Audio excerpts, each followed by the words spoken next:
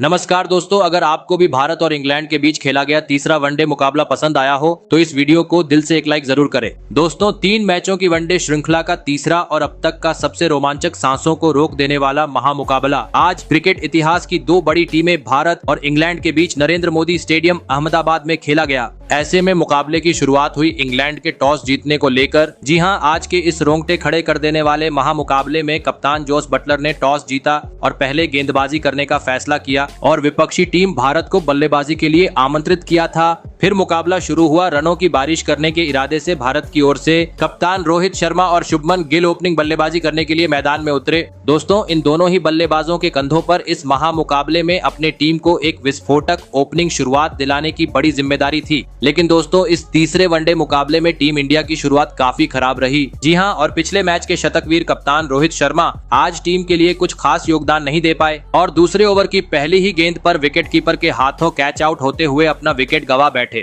आपको बता दें, मार्क वुड ने कप्तान रोहित को मात्र 1 रन पर पवेलियन का रास्ता दिखाया। ऐसे में जल्दी ही पहला झटका लग जाने के बाद अब मैदान में उतरे टीम इंडिया के किंग विराट कोहली, जिनसे आज सभी भारतीय प्रशंसक एक बड़ी पारी की उम्मीद लगाकर बैठे थे। और दोस्तों, आज मैदान में उतरते ही ऐसा ही कुछ देखने को भी मिला। जी हां, आते ही विराट कोहली ने दूसरी छोर पर खड़े ओपनिंग बल्लेबाज शुभमन गिल का बेहतरीन साथ निभाया और शानदार बल्लेबाजी करते हुए टीम इंडिया का स्कोर आगे बढ़ाना शुरू कर दिया। दोस्तों, पावर प्ले होने के चलते खराब गेंद पर दोनों ही बल्लेबाजों से बीच बीच में तेज तर्रार चौके भी देखने को मिल रहे थे, जिस कारण पावर प्ले का पहले 10 ओवर का खेल खत्म होने तक इन दोनों ही खिलाड़ियों ने टीम को 52 रनों तक पहुंचा दिया। दोस्तों, रोहित शर्मा के जल्दी ही विकेट गंवाने के बावजूद पावर प्ले में जैसी चाहिए वैसे शुरुआत अब किंग विराट कोहली और शुभमन गिल ने टीम इंडिया को दिला दी थी। लेकिन अब इन दोनों ही खिलाड़ियों पर जिम्मेदारी थी कि पावर प्ले के बाद भी अपना यही खेल जारी रखें और तेज गति से विस्फोटक अंदाज में बल्लेबाजी करते हुए टीम इंडिया का स्कोर आगे बढ़ाएं। और दोस्तों, ऐसी ही कुछ झलकियां दोनों ही बल्लेबाजों से देखने को भी मिली। जी हां, पावर प्ले खत्म होते ही दोनों ही बल्लेबाजों ने अपने हाथ खोलने शुरू किए और इंग्लैंड के गेंदबाजों पर दबाव बनाते हुए तेज गति से भारतीय टीम का स्कोर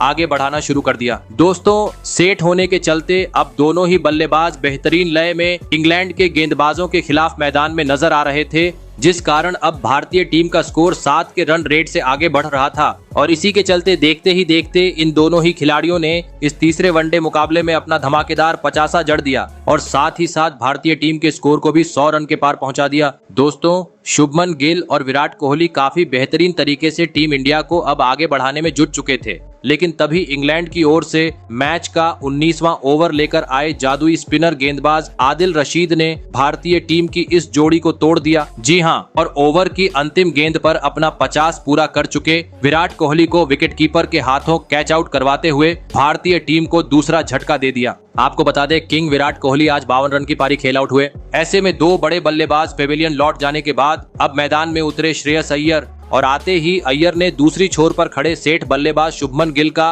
बेहतरीन तरीके से साथ निभाते हुए स्ट्राइक रोटेट करना शुरू कर दिया। दोस्तों, 2 विकेट झटकने के बावजूद मिडिल ओवर में अब इंग्लैंड की खराब गेंदबाजी मैदान में देखने को मिल रही थी, जिस कारण नए बल्लेबाज श्रेयस अय्यर को भी शॉट लगाने में ज्यादा दिक्कतों का सामना नहीं करना पड़ रहा था। और इसी के चलते जल्दी ही अय्यर ने शुभमन गिल के साथ मिलकर चौथे विकेट के लिए 50 रनों की साझेदारी भी निभा डाली। दोस्तों, टीम इंडिया की यह बढ़ती हुई साझेदारी देख अब इंग्लैंड के कप्तान बटलर पूरी तरीके से दबाव में आ चुके थे, क्योंकि हर पैतरा आजमाने के बावजूद अब भारतीय टीम की यह जोड़ी टूटने का नाम नहीं ले रही थी। हर ओवर में कभी अय्यर तो कभी शुभमन गिल खराब गेंद को सीमा रेखा के पार पहुंचा रहे थे और इसी के चलते जल्दी ही बेहतरीन बल्लेबाजी कर रहे शुभमन गिल ने इस तीसरे वनडे मुकाबले में अपना ऐतिहासिक शतक जड़ डाला और 30 ओवर में ही भारतीय टीम के स्कोर को 200 रन के पार पहुंचा दिया। दोस्तों, परिस्थितियों को देखते हुए टीम इंडिया अब एक बड़े लक्ष्य की ओर अग्रसर हो चुकी थी, क्योंकि दूसरी छोर से अय्यर भी अब अपना शानदार 50 पूरा कर चुके थे। ऐसे में मुकाबले में वापसी करनी थी तो किसी भी हाल में अब विकेट झटकना जरूरी हो चुका था। और दोस्तों, आखिरकार एक बार फिर ये काम करके दिखाया इंग्लैंड के स्पिनर गेंदबाज आदिल रशीद ने। जी हां, 35वां ओवर लेकर आए आदिल रशीद ने ओवर की तीसरी गेंद पर शतकवीर शुभमन गिल को सीधा क्लीन बोल्ड करते हुए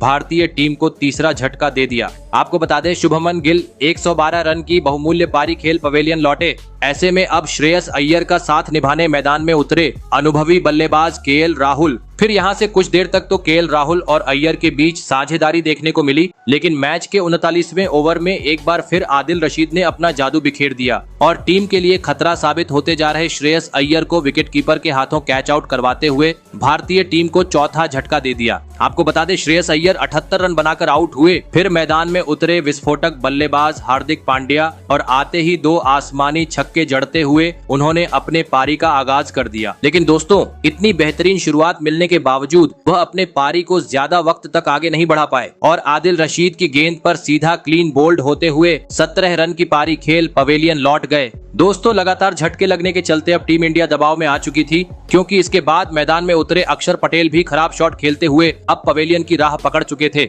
ऐसे में अब अगर टीम इंडिया को एक बड़े लक्ष्य तक पहुंचना था तो पूरी जिम्मेदारी केएल राहुल के कंधों पर थी। लेकिन दोस्तों, मैच के 47वें ओवर में केएल राहुल भी अपना धैर्य खो बैठे और एलबीडब्ल्यू आउट होते हुए अपना विकेट गवा बैठे। आपको बता दें, केएल राहुल ने आज टीम के लिए 40 रन की पारी खेली। ऐसे में लगने लगा भारतीय टीम 350 रन भी स्कोर बोर्ड पर नहीं लगा पाएंगी। लेकिन दोस्तों, अंतिम 2 ओवर में मैदान में मौजूद वॉशिंगटन सुंदर और हर्षित राणा ने अपना आक्रामक रूप अपनाया और विस्फोटक अंदाज में बल्लेबाजी करते हुए भारतीय टीम के स्कोर को 350 रन के पार पहुंचा डाला और यह महामुकाबला जीतने के लिए इंग्लैंड के सामने 357 रनों का विशाल लक्ष्य खड़ा कर दिया। ऐसे में दोस्तों, इसके बाद भारत से मिले 357 रनों के लक्ष्य का पीछा करने इंग्लैंड की ओर से फिलिप साल्ट और बेन डकेट बल्लेबाजी करने के लिए मैदान में उतरे। दोस्तों, भारत ने दिया हुआ लक्ष्य बड़ा था। ऐसे में दोनों ही बल्लेबाजों पर विस्फोटक अंदाज में शुरुआत दिलाने की बड़ी जिम्मेदारी थी और दोस्तों, ऐसा ही कुछ देखने को भी मिला। जी हाँ, मैदान में उतरते ही इंग्लैंड के दोनों ही ओपनिंग बल्लेबाजों ने भारतीय गेंदबाजों पर ढाबा बोल दिया और टी20 अंदाज में बल्लेबाजी करते हुए मैदान में चौके छक्के जड़ने शुरू कर दिए। और इसी बीच मैच का 5वां ओवर स्ट्राइक पर खड़े बल्लेबाज बेन डकेट ने बुरी तरह फोड़ डाला और इस ओवर में गेंदबाजी करने आए अर्शदीप सिंह की बुरी तरह पिटाई करते हुए इस ओवर में 4 करारे चौके जड़ डाले। लेकिन दोस्तों, इतनी बेहतरीन शुरुआत मिलने के बावजूद बेन डकेट अपने पारी को ज्यादा वक्त आगे नहीं बढ़ा पाए और 1 ओवर बाद एक बार फिर अर्शदीप के खिलाफ बड़ा शॉट खेलने के चक्कर में कप्तान रोहित को एक आसान सा कैच थमाकर अपना विकेट गवा बैठे। आपको बता दें, बेन डकेट 34 रन बनाकर आउट हुए। वही दोस्तों, बेन डकेट के आउट होने के बाद दूसरी छोर पर खड़े उनके साथ ही बल्लेबाज फिलिप साल्ट भी इसके बाद ज्यादा वक्त तक भारतीय गेंदबाजों का सामना नहीं कर पाए और 2 ओवर बाद अपर कट लगाने के चक्कर में कैच आउट होकर पवेलियन चलते बने। आपको बता दें, फिलिप साल्ट 23 रन की पारी खेल आउट हुए। ऐसे में पावर प्ले में ही 2 बड़े बल्लेबाज पवेलियन लौट जाने के बाद अब इंग्लैंड की ओर से मैदान में उतरे अनुभवी बल्लेबाज जो रूट और टॉम बेंटन। फिर यहां से जो रूट और टॉम बेंटन ने इंग्लैंड की डगमगाती पारी को संभाला और भारतीय गेंदबाजों का सूझबूझ के साथ सामना करते हुए एक बार फिर इंग्लैंड का स्कोर बोर्ड आगे बढ़ाना शुरू कर दिया और जल्दी ही इंग्लैंड को 100 रन के पार भी पहुंचा दिया। दोस्तों, इंग्लैंड के दोनों ही बल्लेबाज काफी बेहतरीन तरीके से टीम को आगे ले जा रहे थे, लेकिन तभी 18वां ओवर लेकर आए जादुई स्पिनर गेंदबाज कुलदीप यादव ने इंग्लैंड की इस जोड़ी को तोड़ दिया। जी हां, और ओवर की अंतिम गेंद पर टॉम बेंटन को विकेटकीपर केएल राहुल के हाथों कैच आउट करवाते हुए इंग्लैंड को तीसरा झटका दे दिया। आपको बता दें, टॉम बेंटन 38 रन की पारी खेल आउट हुए। वहीं दोस्तों, टॉम बेंटन के विकेट के बाद दूसरी छोर पर खड़े अनुभवी बल्लेबाज जो रूट भी इसके बाद भारतीय स्पिनर गेंदबाजों का सामना ज्यादा वक्त तक नहीं कर पाए और 2 ओवर बाद ही अक्षर पटेल की गेंद पर सीधा क्लीन बोल्ड होते हुए 24 रन की पारी खेल पवेलियन का रास्ता नाप लिए। दोस्तों, टीम इंडिया के घातक गेंदबाजी के सामने अब इंग्लैंड का बल्लेबाजी क्रम पूरी तरीके से डगमगा चुका था, क्योंकि इसके बाद मैदान में उतरे बटलर भी हर्षित राणा की गेंद पर सीधा क्लीन बोल्ड होते हुए अब पवेलियन लौट चुके थे। और दोस्तों, जैसे ही बटलर आउट हुए इंग्लैंड का बल्लेबाजी क्रम पूरी तरीके से डगमगा गया और इसके बाद मैदान में उतरा कोई भी बल्लेबाज भारत के जादुई गेंदबाजी का सामना नहीं कर पाया और अंतराल समय से खराब शॉट खेलते हुए अपने विकेट गंवाते चला गया, जिस कारण टीम इंडिया ने इंग्लैंड के पूरे बल्लेबाजी क्रम को 214 रनों पर सिमट डाला और इस तीसरे वनडे मुकाबले में 142 रन से एक ऐतिहासिक जीत हासिल करते हुए इस श्रृंखला को 3-0 से अपने नाम किया। तो दोस्तों, आज की इस मुकाबले का हीरो आप किस खिलाड़ी को मानते हो, कमेंट करके जरूर बताइएगा। धन्यवाद।